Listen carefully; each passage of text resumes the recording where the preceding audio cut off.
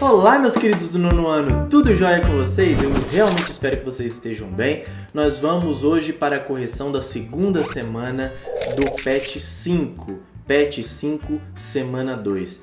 Eu quero te pedir para que você já dê o like nesse vídeo, caso você ainda não tenha feito isso. E claro, se inscreva no canal se você ainda não for inscrito, porque isso vai ser bom para você.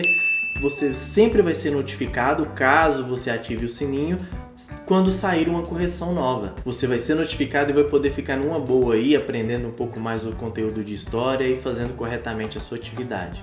Beleza? Então vamos para a nossa atividade de hoje, que a coisa não está de brincadeira. Esse PET 5 veio puxado para o nono ano. Eu confesso que eu achei bem puxado, porque os senhores e senhoras que elaboraram o PET 5 parece que não levaram em consideração mais uma vez, porque no PET 1 isso aconteceu de monte, no PET 2 tentaram consertar, no PET 3 em diante estava melhor e agora parece que piorou. Com certeza que a gente ia mudar melhor, já estava bom. Diz que ia mudar para melhor, não estava muito bom, estava meio ruim também, estava ruim. Agora parece que piorou. A questão é, estão colocando questões que não estão no texto que vem na apostila. Ótimo! Eu tenho acesso à internet, eu pesquiso, eu sou professor de história, eu sei de várias informações e eu posso fazer atividade aqui sem ter que ficar consultando vários textos. E aqueles alunos que não têm acesso à internet, aqueles alunos que têm uma internet fraca, como que eles vão fazer para pesquisar as inúmeras coisas que foram pedidas e exigidas aqui nessa atividade? Uma atividade grande de preenchimento de tabelinha, porque eles amam fazer esses preenchimentos de tabelinha, e aí fica complicado para aqueles alunos que não têm essa condição. Então, pessoal, vamos levar isso em consideração, beleza? Tava legal os outros PETs com o texto, atividade baseada no texto, muito bacana. Agora, no nono ano, parece que eles sacanearam de novo. Fizeram um negócio para a pessoa ter que pesquisar na internet. Uma pessoa sem ter acesso à internet não consegue fazer atividade do nono ano. Simplesmente isso, não consegue fazer. Vamos para a atividade aqui. Vamos deixar o protesto para depois, que nós já vamos falar aqui de protesto e de censura contra protestos. Então vamos ver aqui essa loucura desse período nefasto, esse período safado da história do Brasil, que é o período da ditadura militar, que vai de 1964 a 85. Vamos lá. O que é um golpe de Estado? É a primeira questão aqui da atividade 1. O que é um golpe de Estado? É a derrubada ou deposição de um governo legalmente instalado. Por que nós estamos falando disso? Porque o assunto aqui é regime militar e muitos vão chamar de golpe militar, porque se entende que houve um golpe. Contaram uma mentira, fizeram ameaças para que o presidente do Brasil, o João Goulart, saísse e aí eles declarassem que o Brasil estava com a cadeira de presidente vaga. Os caras ameaçaram o João Goulart, ele teve que sair para não acontecer o pior, e aí eles disseram: opa, a cadeira ficou vaga, então a gente vai ocupar. Os sacanas que fizeram parte da história do Brasil aqui, que nós vamos citar alguns deles. Então, o que é um golpe de Estado? É a derrubada ou a deposição, quer dizer, manda embora, um governo legalmente instalado. O cara foi votado, o cara foi eleito, o cara deveria estar lá, mas ele foi tirado do governo à força. Isso é um golpe. B. Durante o regime militar, pouco a pouco as liberdades democráticas foram interrompidas, claro. E aqui está uma tabelinha, porque eles gostam de tabela, para a gente preencher aqui com as coisas que ocorreram de acordo com o que eles pedem aqui.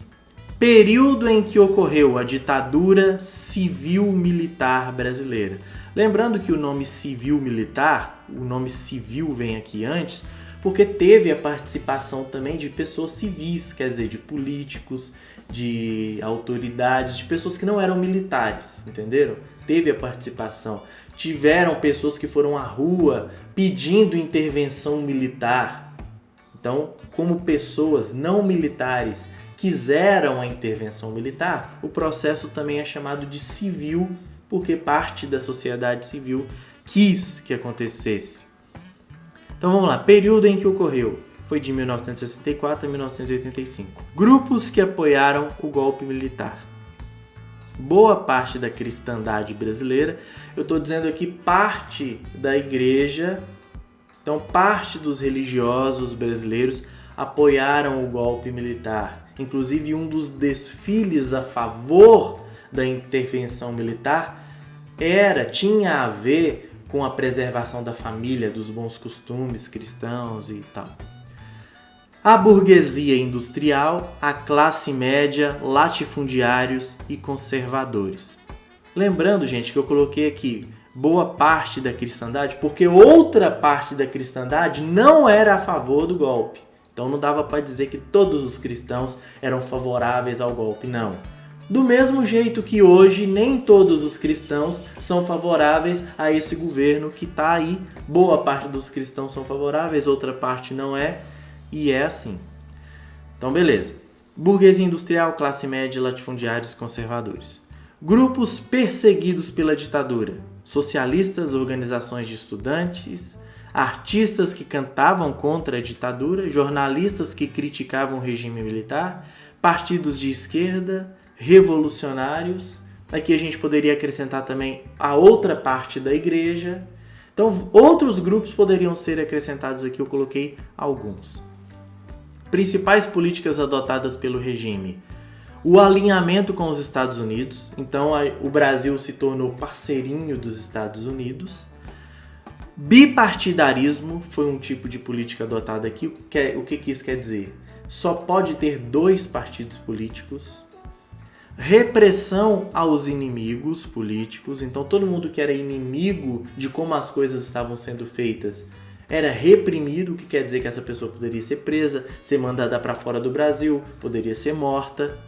Perseguição a críticos do regime.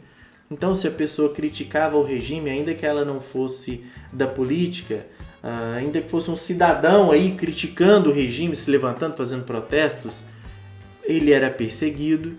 E atos institucionais. O ato institucional é aquele ato, é aquele documento, um decreto que valia mais do que a Constituição brasileira.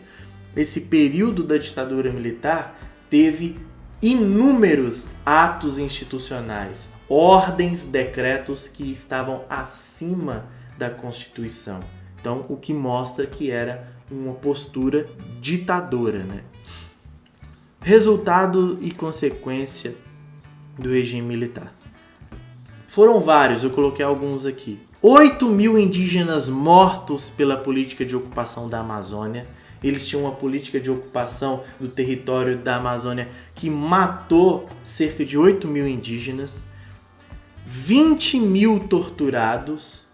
Houveram várias pessoas torturadas porque eram contrárias à ditadura militar. Alguns eram criminosos mesmo, outros é porque eram inimigos políticos. Aumento da corrupção, dívida externa, desigualdade social, redução dos direitos dos trabalhadores, crise econômica. Então aqui várias consequências, várias coisas ruins até, né? E aí aqui tem uma coisa para você ler depois, e aí vem a atividade 2. Acompanhe o roteiro ilustrado abaixo e faça o que se pede.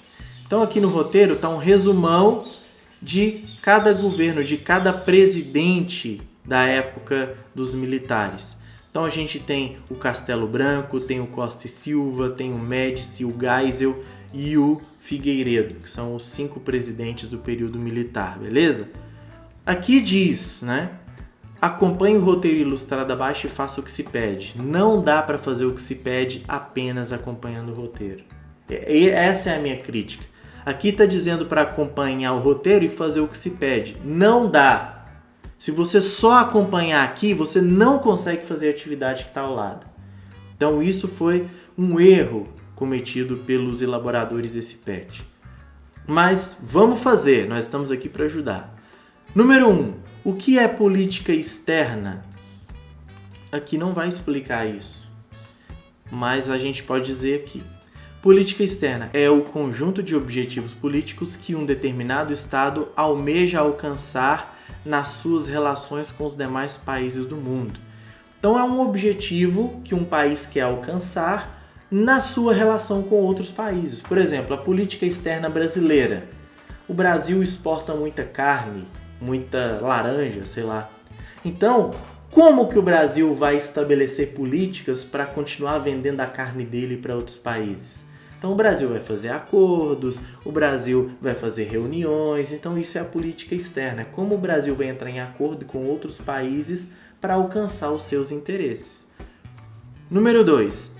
Quais as modificações promovidas pela Lei de Imprensa e Lei da Segurança Nacional? Na época desse sujeito aqui, o Castelo Branco, ele colocou tanto a Lei de Imprensa quanto uma readaptação, uma reinterpretação da Lei de Segurança Nacional que já existia. O que era a Lei de Imprensa? Era uma lei que restringia a liberdade de expressão. Os jornais não podiam publicar o que eles queriam, tudo que ia ser publicado na televisão, tudo tinha que passar por um censor, alguém que analisasse o conteúdo e aprovasse aquele conteúdo. Se aquele conteúdo não fosse aprovado, aquilo não poderia passar na televisão. Essa pessoa que iria aprovar o conteúdo era uma pessoa estabelecida pelo governo. Então esse conteúdo jamais falaria mal do governo. Entendido? Então isso é uma censura, um tipo de censura. A Lei de Segurança Nacional torna toda pessoa natural ou jurídica responsável pela segurança nacional, submetendo o país à justiça militar. Eles olhavam dentro da sua cara e diziam: você é como se fosse um agente militar do Brasil, você é responsável pela segurança do Brasil. Então você não pode fazer discursos que sejam contra a ordem pública, discursos que mobilizem pessoas a fazerem revoltas. Então eles colocavam todas as pessoas debaixo da justiça militar. Número 3. O que é um ato institucional? Nós até já falamos aqui.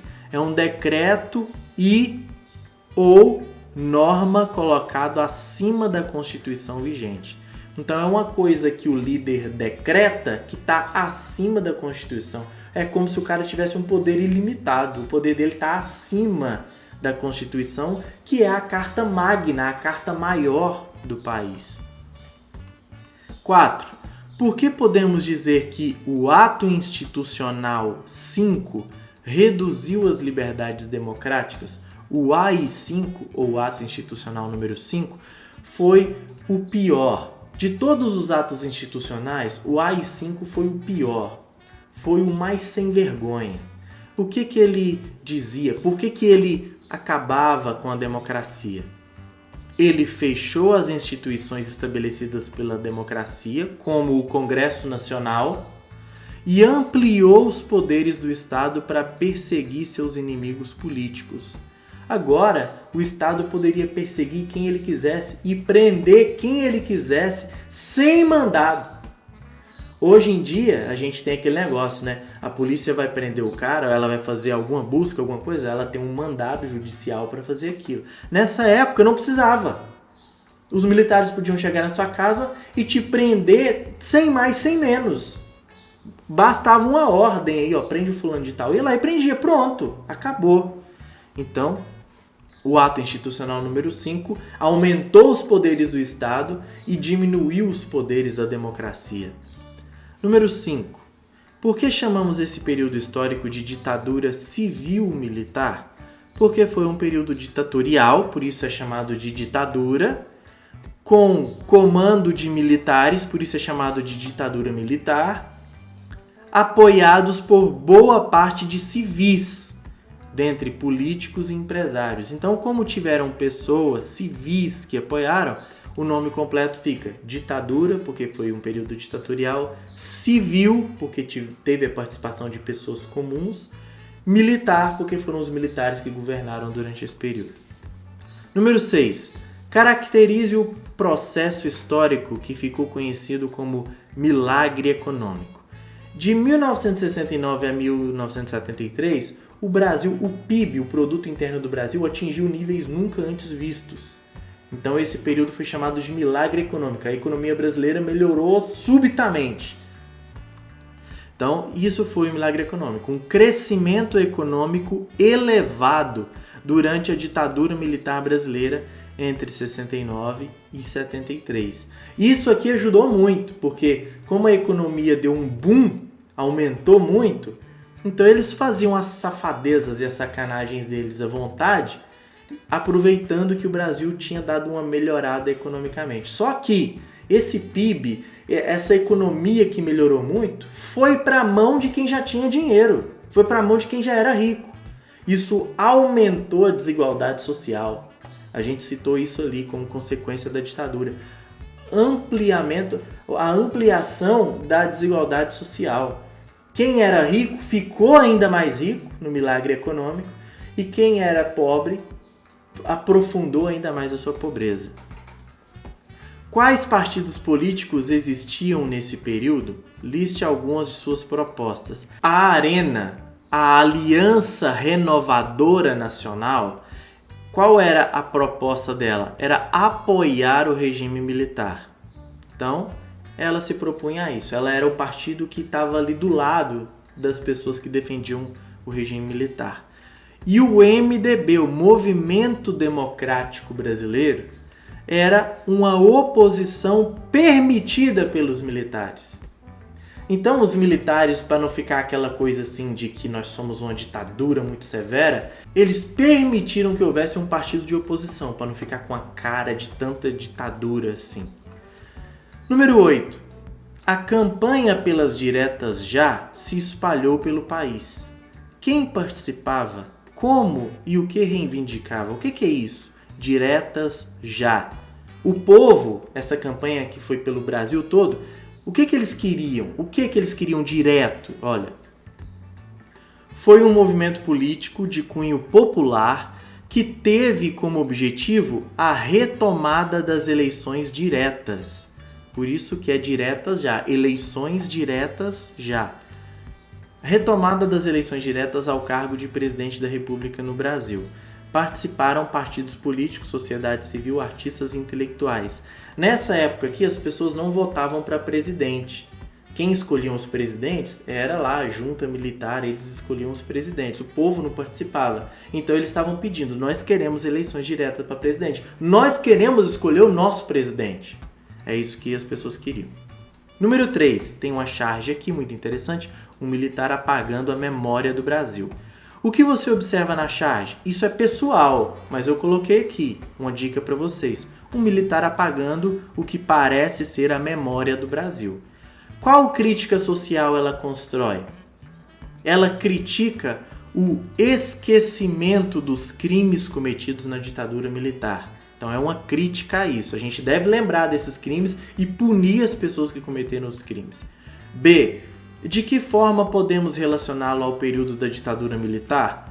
As lembranças que estão sendo apagadas são da época do regime militar no Brasil. Então essa é a relação. Como podemos relacioná-los à questão dos direitos humanos? Então vamos lá, última questão. A Declaração Universal dos Direitos Humanos defende a liberdade e igualdade entre as pessoas. O regime militar fez exatamente o contrário, tirou liberdades individuais e impôs seu regime sobre outros seres humanos. Então, contrariando, os direitos humanos aqui. Beleza, pessoal?